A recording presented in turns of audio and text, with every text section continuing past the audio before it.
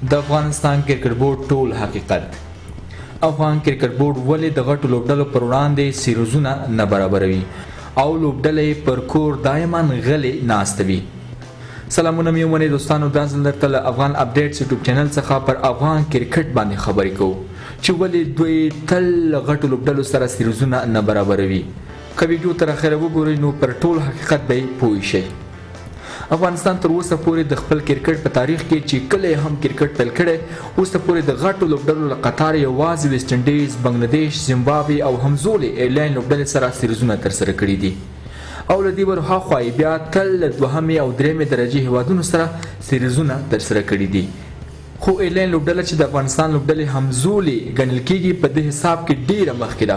یوازې همدې روان کال کې له پاکستان، انګلستان، سریلانکا، نیوزیلند، بنگلادیش او ویسټ انډیز لوبډلو سره غواړي سیریزونه ترسره کړي چې ویسټ انډیز سره همدا اوس لوبې هم روانې دي.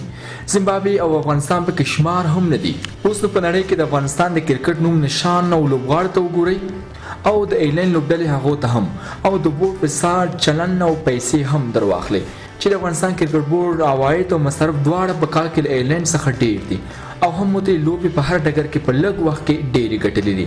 ښایي ډېر کم ایرلینډي لوبغاړي به په نړیوالو لیګونو کې لیدل شوي وي، خو افغان لوبغاړي بیا په لویه کچه د دنیا په هر لیګ کې لوبېدلي او لا لوبېږي.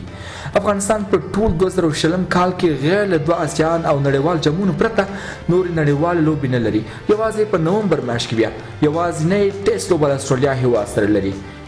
د کرکټ نړیواله شورا ICC تر هرو 5 کلونو وروسته د بشپړو غړو هیوادونو لپاره د راتلونکو 5 کلونو لپاره 3 واړه فارمټونو سیالۍ برابروي.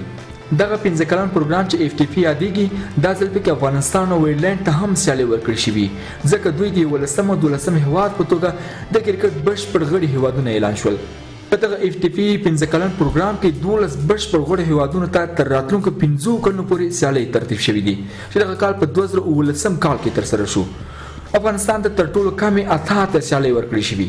حال دا چې زموږ سیال هیواد ایرلینډ ته بیا 140 سیالۍ ورکړل شوي دي. افغانستان ته په ورکړل شویو 88 سیالۍ کې تر اوسه 10 لوبې لغوه شوي دي. تیر 2013 کال کې د نیوزیلند خلاف 2 شلوریزې لوبې بغیر د کوم دلیله لغوه شوې.